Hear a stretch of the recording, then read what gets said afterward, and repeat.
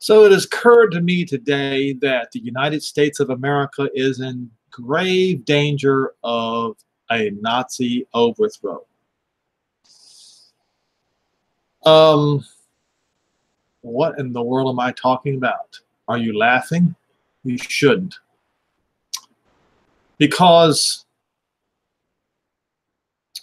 and I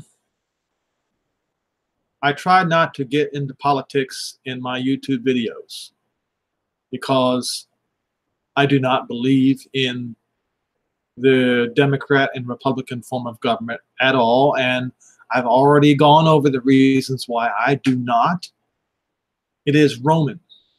Rome is the persecutor, was the persecutor, is the persecutor of the Jews. So is Greece.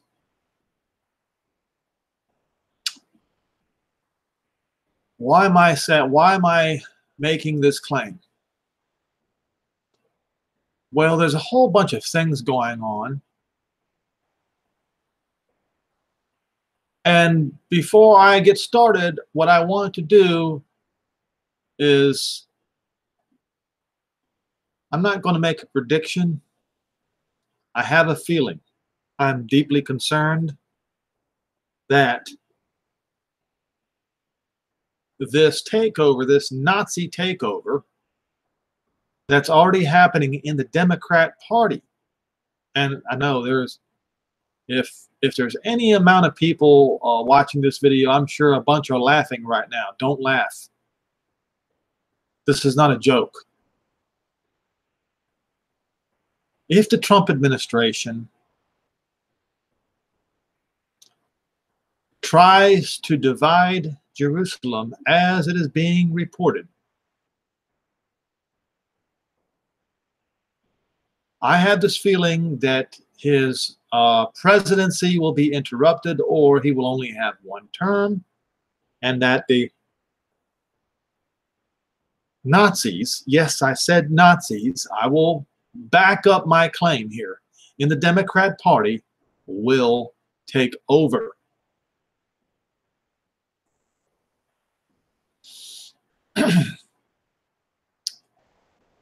So,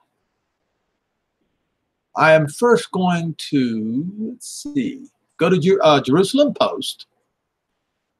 And this story was posted 2 days ago on March 7th. The U.S. peace plan will divide Jerusalem, says a Saudi reporter. Now, people will say, well, the Saudis, they're not a reliable source. Well, let me remind everyone that Israel is trying to figure out why the Trump administration,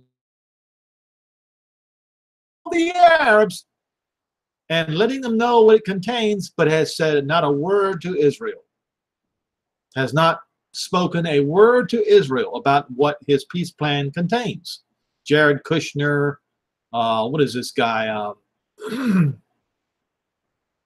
the others going around as we speak, pushing this peace plan to the Arabs. So I will begin reading. Saudi Arabia has been in touch with the U.S. administration regarding the peace initiative. It is rumored that the deal will include recognition of Israel by surrounding Arab countries.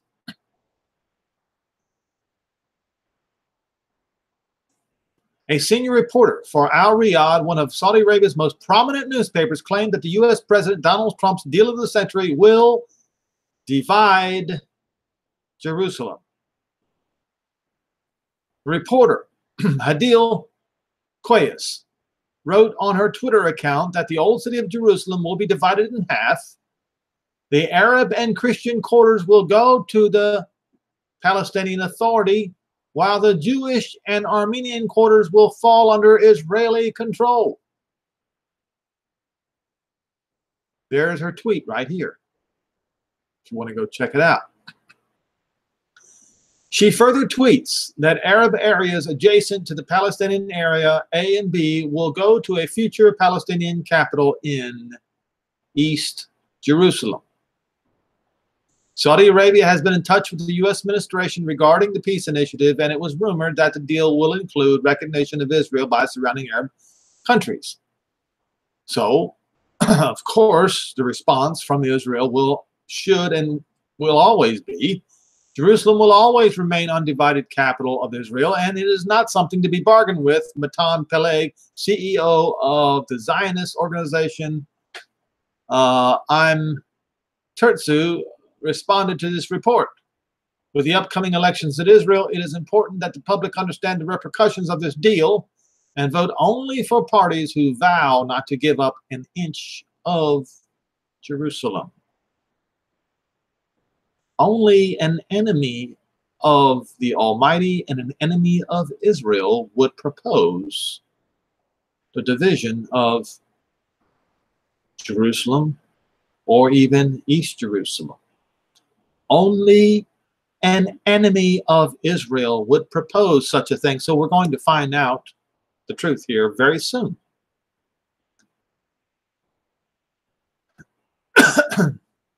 It's been reported right after the Israeli elections in April the 9th.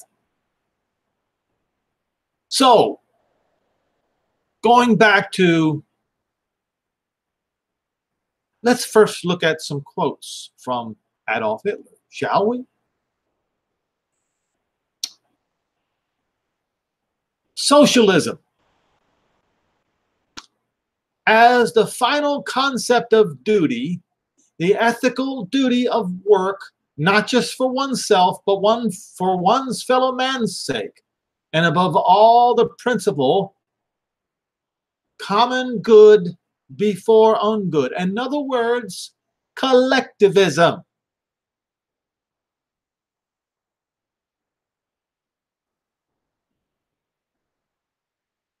A struggle against all parasitism, and especially against easy and unearned income. You familiar with this concept, folks? This concept is within the Democrat Party as well. They don't come right out and say the Jews yet, not until they get power, the socialists. And were aware that in this fight we can rely on no one but our own people. We are convinced that socialism in the right sense will only be possible in nations and races that are Aryan, and there in the first place we hope for our own people and are convinced that socialism is inseparable from nationalism.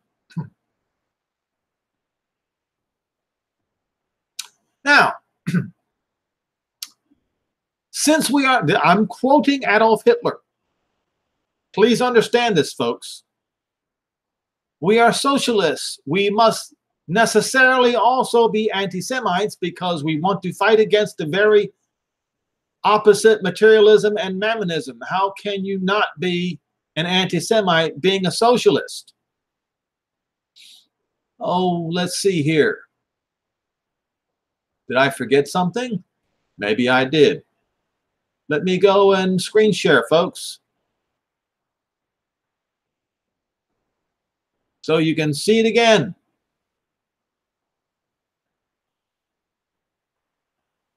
I'll try to remember where. Okay, so this is the page. Adolf Hitler, right here. All right, quotes.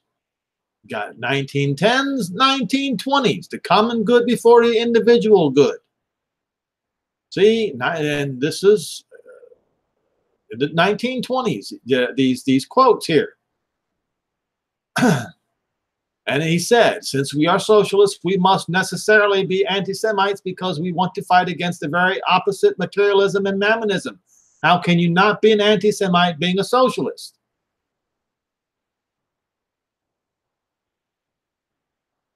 Okay.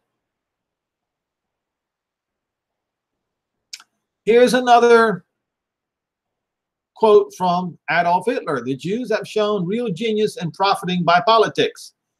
This capitalistic people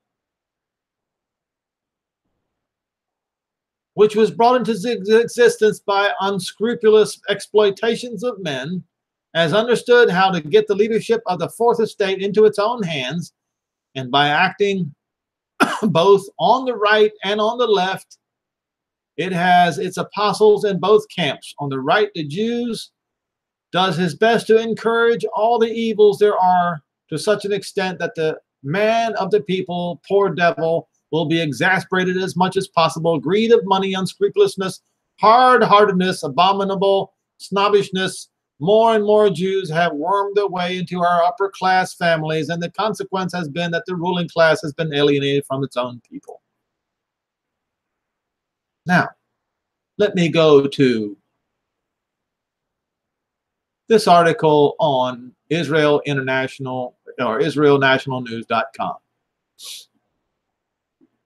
Time for a Jewish exodus from the Democrat Party. This is a legitimate news source, folks.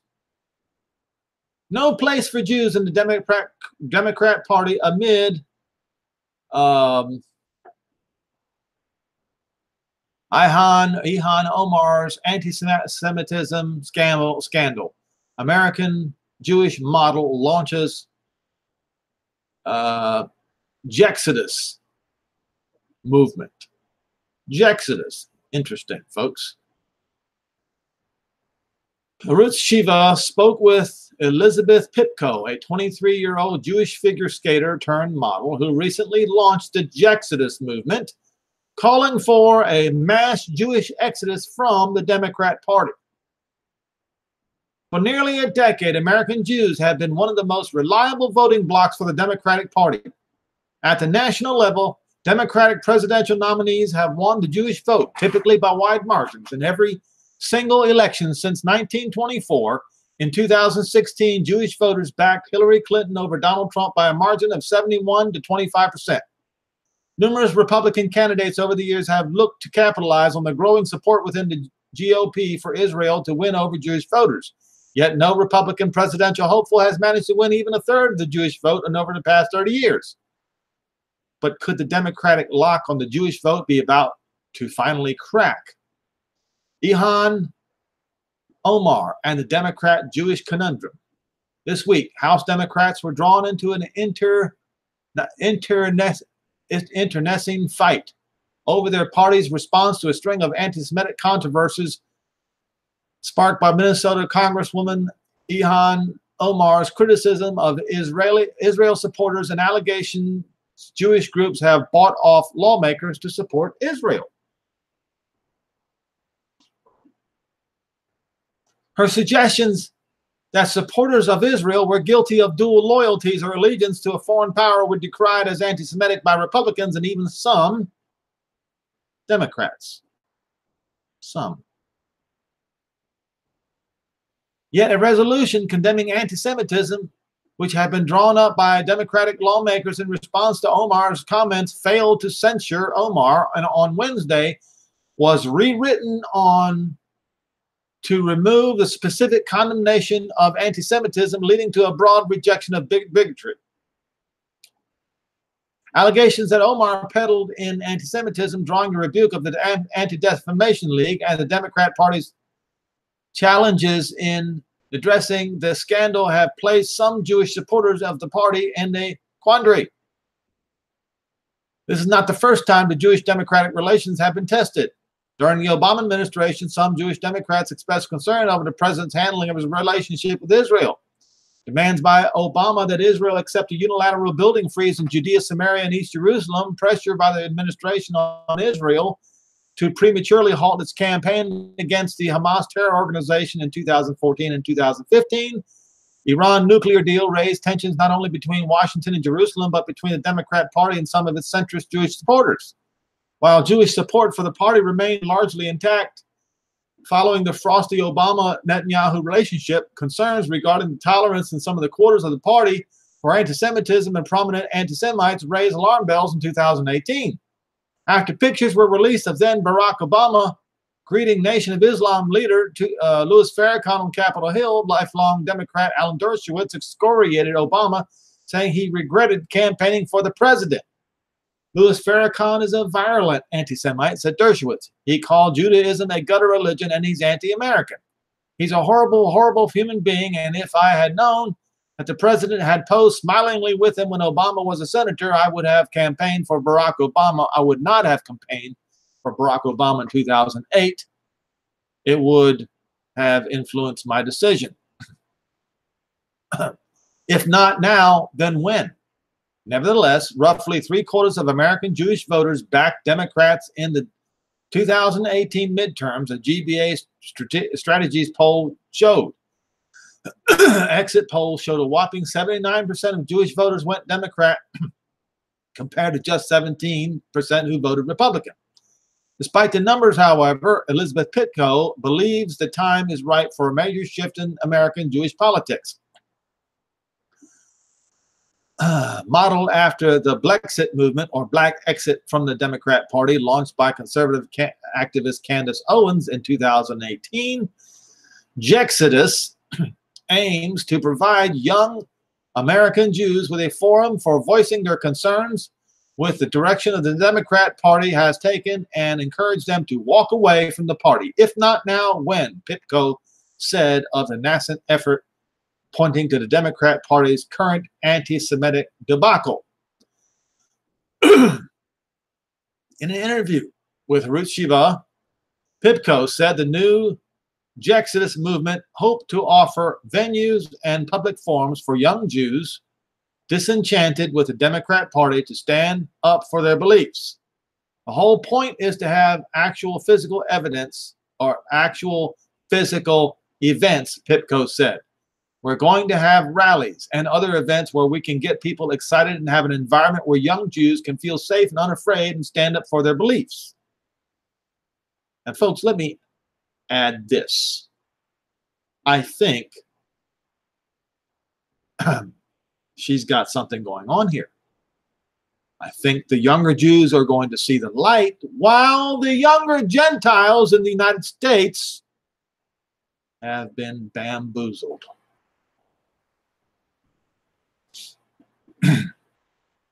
I will see. Let me make my comments right now concerning this. The so-called progressives in the United States, the socialists, have succeeded in convincing the millennials that there are more than two genders. Okay. If you can convince an entire generation of people of these kinds of lies, which are obviously false, then you can convince them to do anything. Please remind everyone that today, both the Republican Party and the Democrat Party are a war-going party. I'm not saying a war-mongering, each are a war-mongering party, but they are both, how do I put this?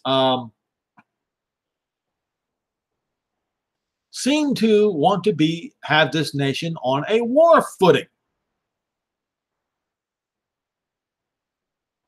Jehovah forbid that a political party that has successfully brainwashed an entire generation, the millennials,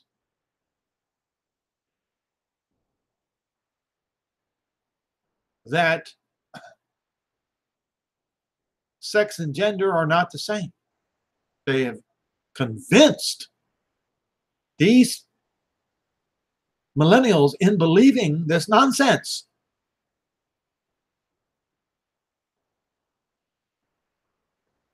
And if they have convinced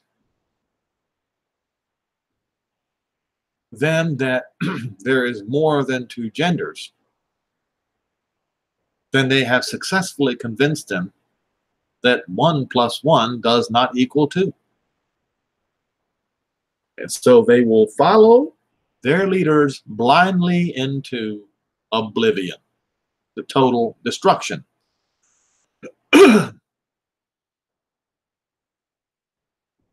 And we just read Hitler's own words concerning socialism, and that in order to be a socialist, you have to hate the Jews. This is Adolf Hitler. Now, I know the socialists, if any socialist is watching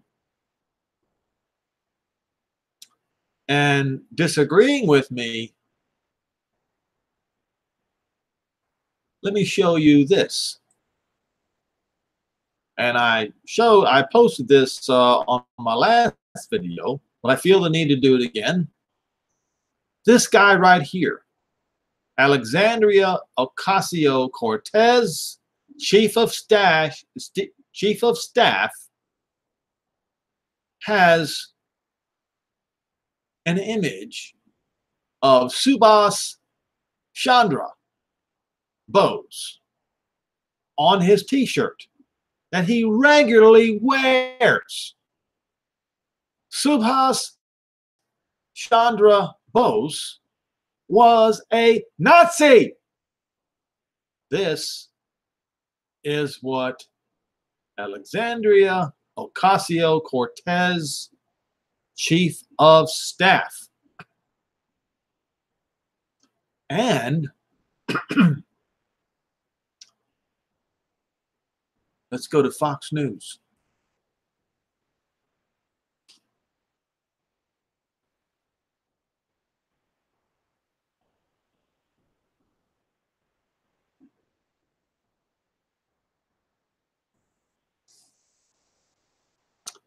Newt Gingrich reports Pelosi's grip slips as Ocasio-Cortez. Hold on, let me.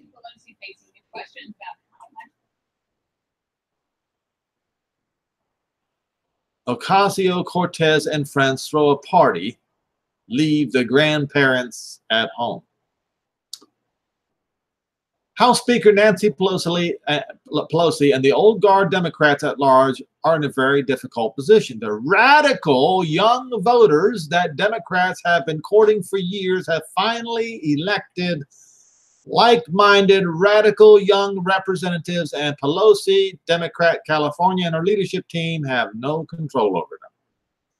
A big reason why, as I mentioned on Hannity this week, is that there is a wide generational gap between Democrat House leaders and freshman Democrats such as Alexandria Ocasio-Cortez of New York and Ilhan Omar of Minnesota and others.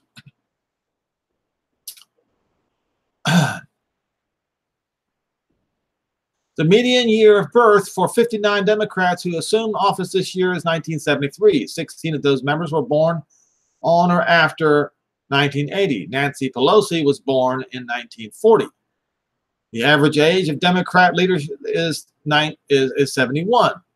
To the new Democrats, the leaders are like grandparents, and I don't mean this in a positive way that could foster an opportunity for paternal mentorships. The new Democrats believe the Pelosi team represents an outdated, backwards way of thinking about government. This is understandable. How many 30-somethings do you know who share the same view as their 80-year-old grandparents? The result is that these new Democrats are throwing a party, and the grandparents aren't invited. Pelosi simply can't control the young radical progressive wing of the House Democrats, a group that is ardently socialist, anti-Israel, and contemptuous of America and its history. Pelosi and members of the Democrat leadership are simply trapped in a cycle of responding to headlines. This is how you end up with the so-called Green New Deal, which is a work of complete legislative fantasy that would utterly bankrupt the country, kind of like Venezuela today. And it has been reported that the last 2 days that Venezuela has been completely without electricity, a total blackout.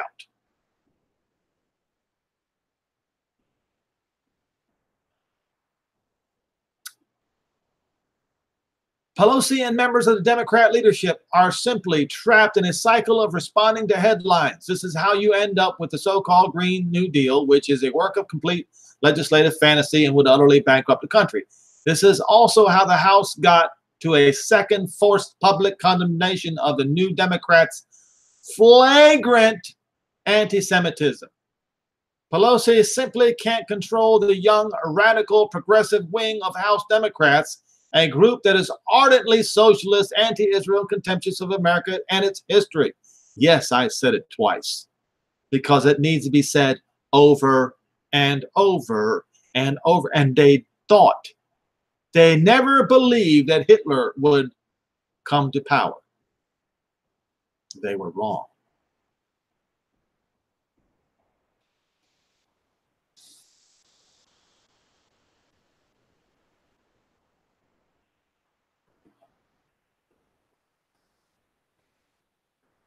You know how easy it would be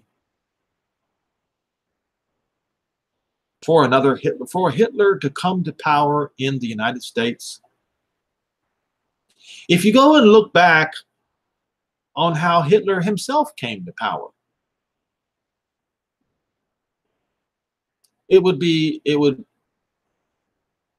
do well for people to read up on how Hitler came into power. Let's see, is it Bismarck? I might go back to that in just a minute. But what I wanted to tell you is this. This is what concerns me.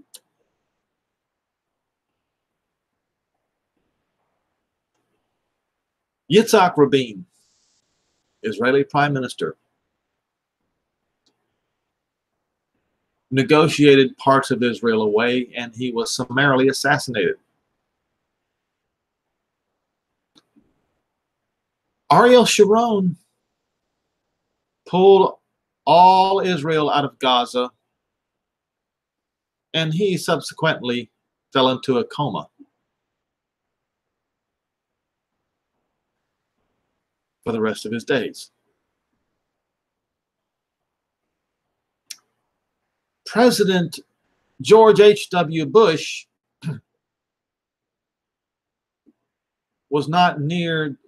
did not suffer near as much misfortune as those two. But for him constantly pushing against Israel,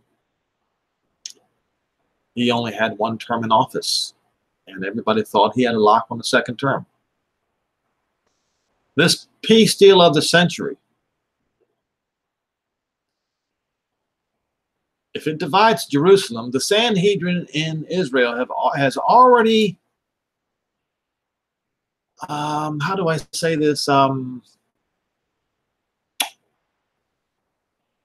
made a veiled statement that his tenure in office would be cut short if he tried to negotiate away 1 inch of the land that was given to Israel as mentioned in the scripture. And I will say Yehoshua 1 verses 1 through 4, if anyone should care to read it. Now, heaven forbid something like what happened to Yitzhak Rabin happened to Donald Trump. Heaven forbid that the vice president would be caught up into something like that as well, and then Nancy Pelosi would be speaker, no longer Speaker of the House, but would become President of the United States. Why? Because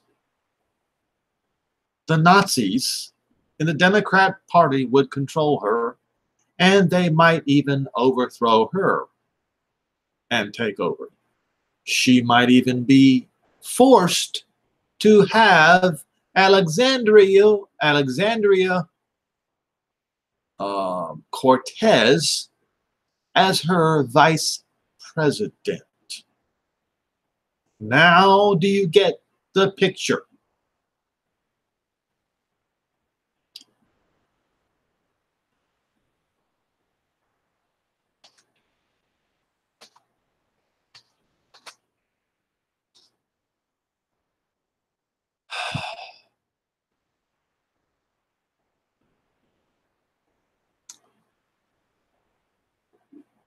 I was thinking Hindenburg. That's the reason why I need to go to Wikipedia here. Concerning Adolf Hitler's rise to power, it was dubious.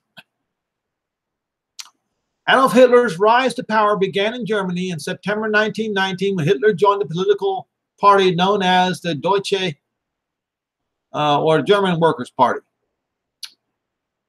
The name was changed in 1920 to the National Socialist Workers' Party, or the National Socialist German Workers' Party, commonly known as the Nazi Party. This political party was formed and developed during the post-World War I era.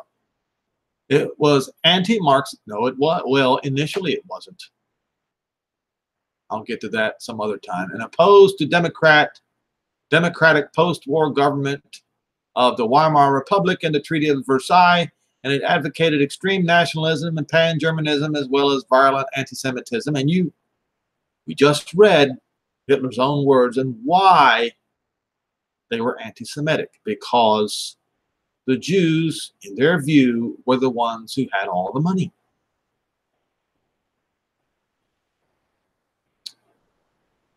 Okay. I don't want to go into all the details of his beer hall push in 1923, but what I do want to go to is, let's see, move toward power, 1925 through 1930. In the German election, May 1928, the party achieved just 12 seats in the Reichstag. The highest provincial gain was again in Bavaria, 5.1%, though in 3 areas the NSDAP failed to gain even 1% of the vote. Overall, the NSDAP gained 2.6% of the vote. Partly due to poor results, Hitler decided that Germans needed to know more about his goals. Despite being discouraged by his publisher, he wrote a second book that was discovered and released posthumously as Zweig's book. At this time, the SA began a period of deliberate antagonism on the broad front by marching into communist strongholds and starting violent altercations. Let's see here. This is not where I wanted to go. Weimar parties failed to halt Nazis.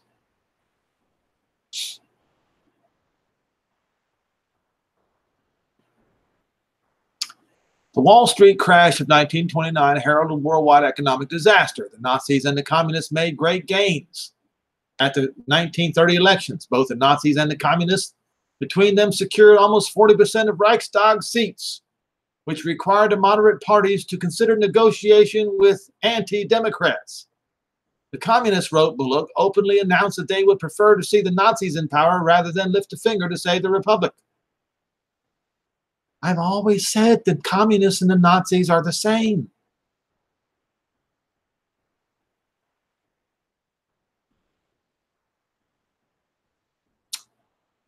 The Weimar political parties failed to stop the Nazi rise. Germany's Weimar political system made it difficult for chancellors to govern with a stable parliamentary majority, and successive chancellors instead relied on the president's emergency powers to govern. We have gotten to this point right now here in the United States because of the inability of this government to do something as guarding its own borders, which is the very foundation of a nation. They can't even do that. So what does the president have to do? Governed by emergency power.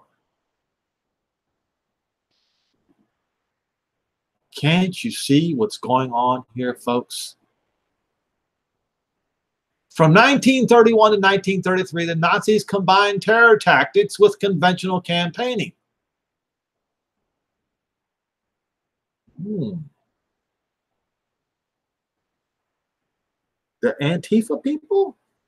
Does that ring a bell? Hitler crisscrossed the nation by air while SA troops paraded in the streets, beat up opponents, and broke up their meetings. A middle-class liberal party strong enough to block the Nazis did not exist. The People's Party and the Democrats suffered severe losses to the Nazis at the polls. The Social Democrats were essentially a conservative trade union with ineffectual leadership. The Catholic Center Party maintained its voting bloc but was preoccupied with defending its own particular interests and, wrote Bullock, through 1932-33, was so far from recognizing the danger of a Nazi dictatorship that it continued to negotiate with the Nazis. And the people in the United States of America do not see the danger of the rising again. They never would have believed that a Nazi agenda would rise up through the Democrat Party, where the vast majority of Jews have voted for.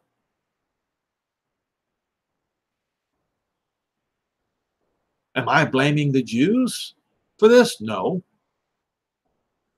The very people who have infiltrated the Democrat Party, they are socialists, they are Jew haters, they are Nazis, they are socialists.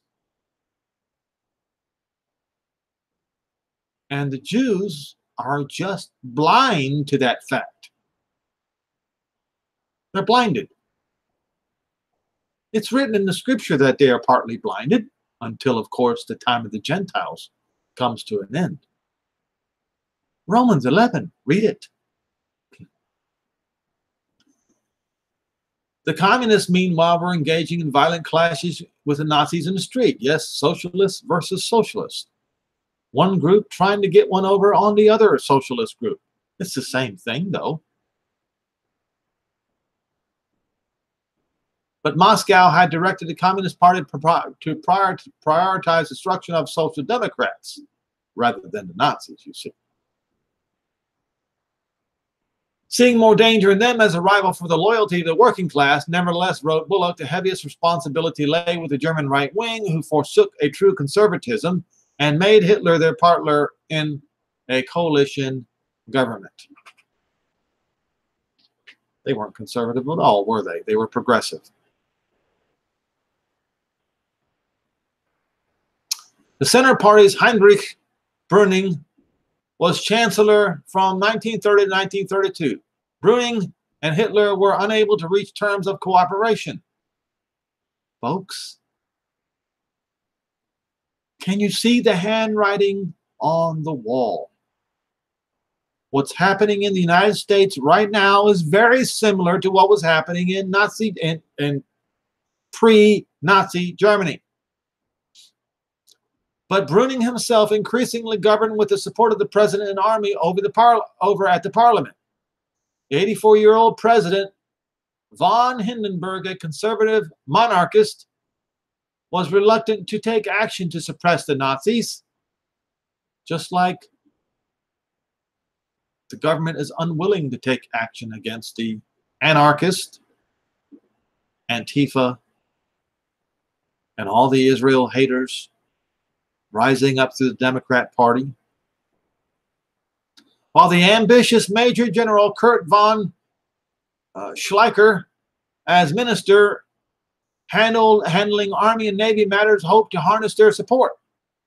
With Schleicher's backing and Hitler's stated approval, Hindenburg appointed the Catholic monarchist Franz von Papen to replace Brüning as chancellor in June 1932. Papen had been active in the resurgence of the Habsburg Front. He had fallen out of favor. He had fallen out with the centrist party.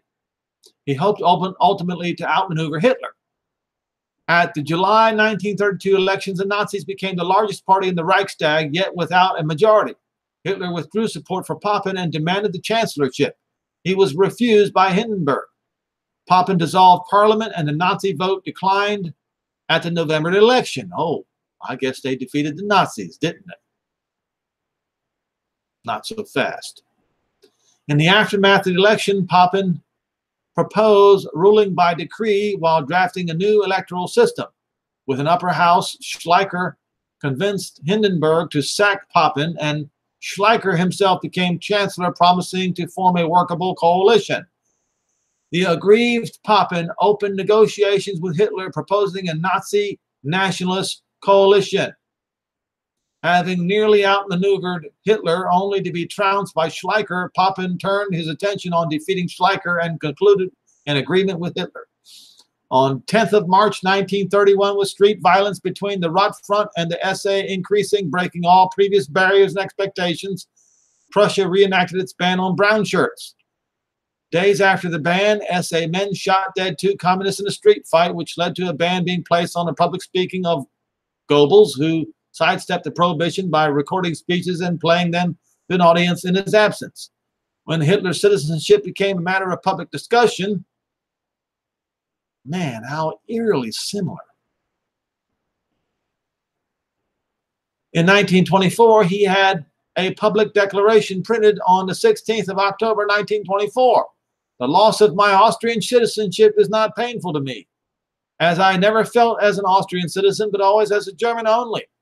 And it was this mentality that made me draw the ultimate conclusion and do my military service in the German army. Under the threat of criminal deportation home to Austria, Hitler formally renounced his Austrian citizenship on the 7th of April 1925 and did not acquire German citizenship until almost 7 years later.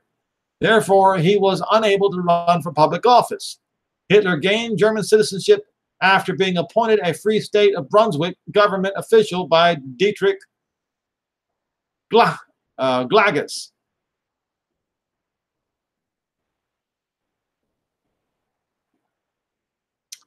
After an earlier attempt by Wilhelm Frick to convey citizenship as a Thuringian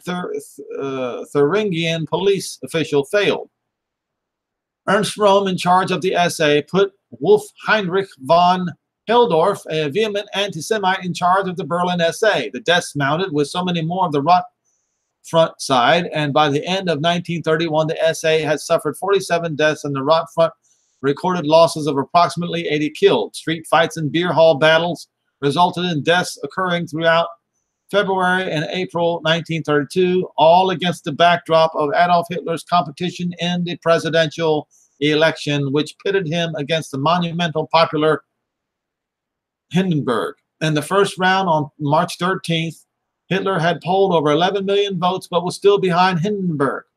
The second and final round took place on April 10. Hitler 36.8%. He lost to Paul von Hindenburg. Let's see. I guess he got, Hindenburg got 53%, while the KPD candidate, Thielmann, gained a meager percentage of 10.2%. At this time, the Nazi Party had just over 800,000 members. 3 days after the presidential election, the German government banned the NSDAP paramilitaries, the SA and the SS, on the basis of emergency decree for the preservation of state authority. This action was largely prompted by details that emerged at a trial of SA men for assaulting unarmed Jews in Berlin. After less than a month, the law was repealed on May 30th by Franz von Papen, Chancellor of Germany. Such ambivalence about the fate of the Jews was supported by the culture of anti-Semitism that pervaded the German culture at the time.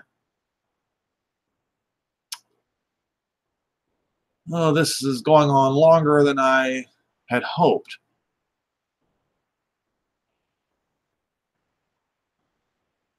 Okay.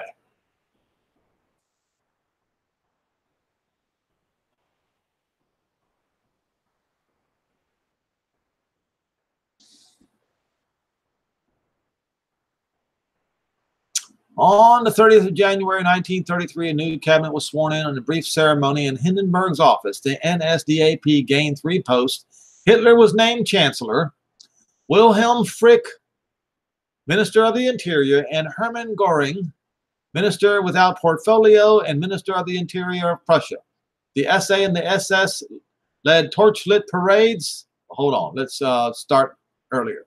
After Chancellor Papen left office, he secretly told Hitler that he still held considerable sway with President Hindenburg and that he would make Hitler Chancellor as long as he, Papen, would be the Vice Chancellor. Another notable event was the publication of the Industrial in Gabi was a letter signed by 22 important representatives of the industry, finance, and agriculture, asking Hindenburg to appoint Hitler as Chancellor. Hindenburg reluctantly agreed to appoint Hitler as Chancellor after the parliamentary election of July and November 1932 and had not resulted in the formation of a majority government. Hitler headed a short-lived coalition government formed by the NSDAP and the German National People's Party. Okay, so Papen was to serve as vice chancellor in majority conservative cabinet, still falsely believing that he could tame Hitler. Initially, yeah, just like Nancy Pelosi thinks she can tame Cortez and Omar. Initially, Papen did speak out against some Nazi excesses. However, after narrowly escaping death in the Night of the Long Knives in 1934, he could no longer dare criticize the regime and was sent off to Vienna as German ambassador. So basically, folks, trying to make a long story, everyone should read this, folks. Read the whole thing. How Hitler came to power, Adolf Hitler's rise to power, and you're seeing a lot of similarities in the United States right now. I have warned even members of my own family that Donald Trump was not the strong man he pretends to be.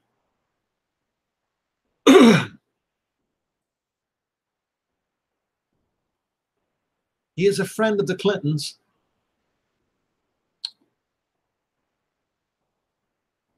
Hillary Clinton's mentor was former KKK Grand Kegel Robert Byrd.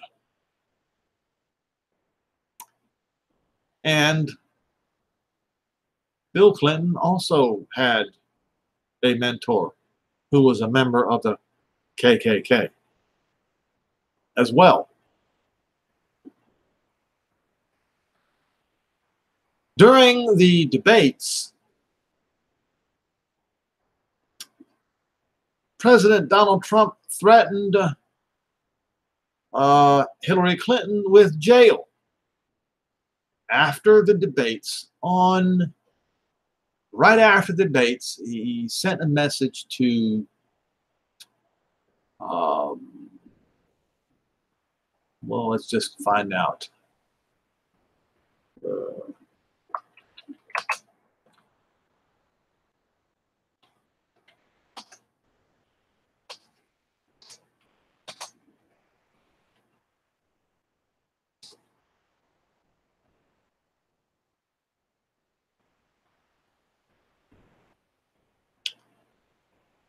November 14. Let's see. This was right after the election.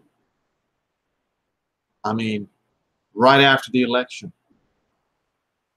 He deceived the people into believing that he was going to prosecute Hillary Clinton for all her crimes. Within days after the election, this happens.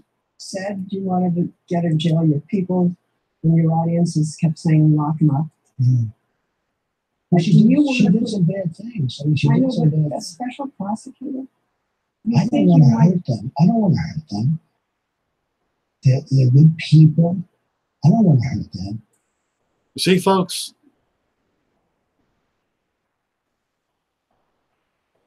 we're not dealing with somebody who has a backbone. And he's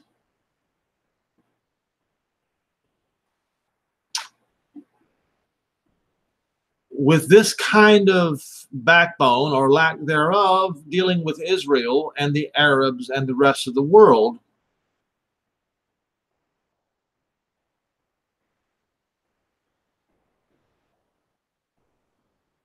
I am convinced at this point that his presidency is going to be cut short, because he is trying to divide Jerusalem after claiming it was off the table. He's a double talker. I just proved it. And when you double talk concerning Israel, concerning Jerusalem, just remember what happened to Yitzhak Rabin and Ariel Sharon.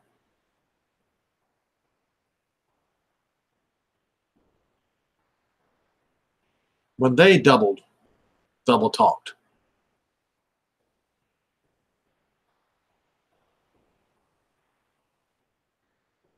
There is something else that concerns me. Now, I've had people tell me, Henry, why are you trying to promote DNA, people taking DNA tests to prove if they have any Jew in their family tree? Well,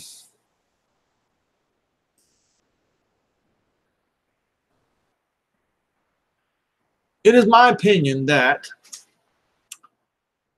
the government is going to force everyone to provide their DNA. And this particular article from the National Institute of Justice supports my theory. Debating DNA collection. DNA helps law enforcement investigate and prosecute crimes, but the new trend of pre-conviction DNA collection raises serious Fourth Amendment issues for the criminal justice community. Well, it wouldn't be the first time the government violated the Constitution, would it?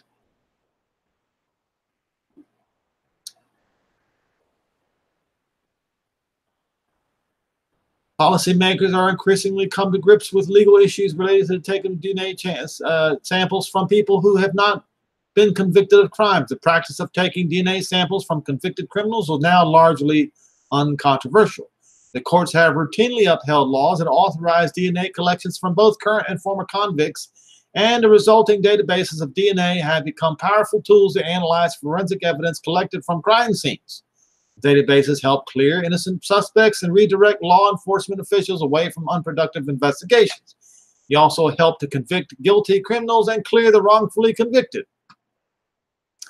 A trend that is causing significant debate is about gathering DNA samples from people who are arrested but not convicted. About 20 states and the federal government have passed legislation that requires DNA collection upon arrest. So you can be arrested for anything, any reason, and have your DNA taken from you, kept in a database, and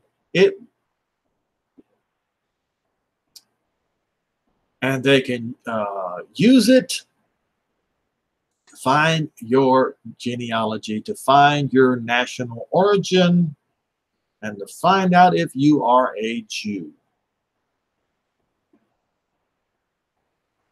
I hope everyone who is listening to this has enough brain cells to understand where I'm going with this.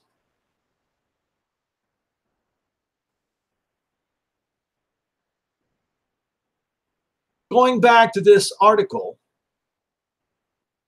on IsraelNationalNews.com and Elizabeth Pitko,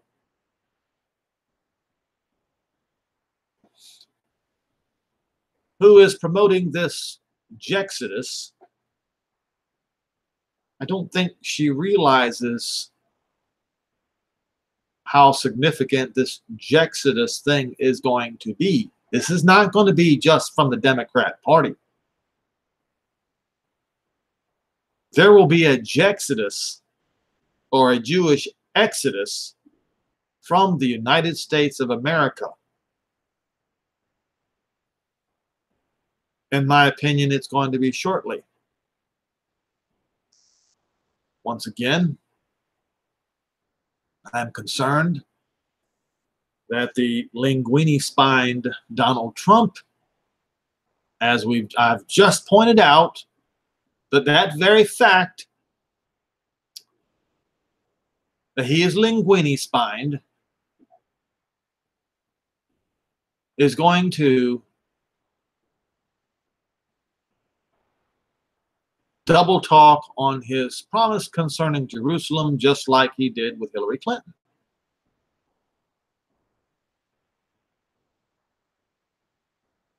And as a result,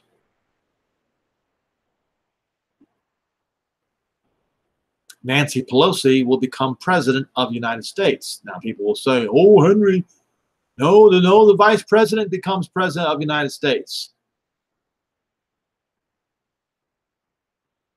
Just watch, folks. If you read all about how Adolf Hitler came to power, it shouldn't have happened. In normal circumstances, it wouldn't have happened.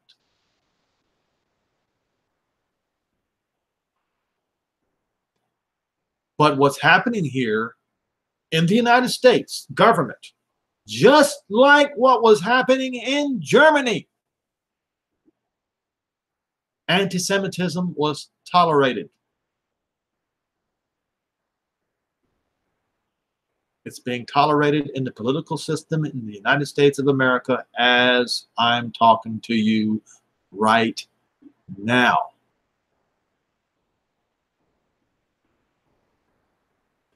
And you cannot be a socialist, or in order to be a socialist, you have to be an anti-Semite. Because socialists inherently are envious of those who have more than they do. And of course, the Jews have a long history of knowing how to handle their money. 2 + 2 = 4, does it not? In order to be a socialist, you have to be an anti-Semite. That's just a fact. There was a fact that Hitler pointed out, and it was an accurate statement. So,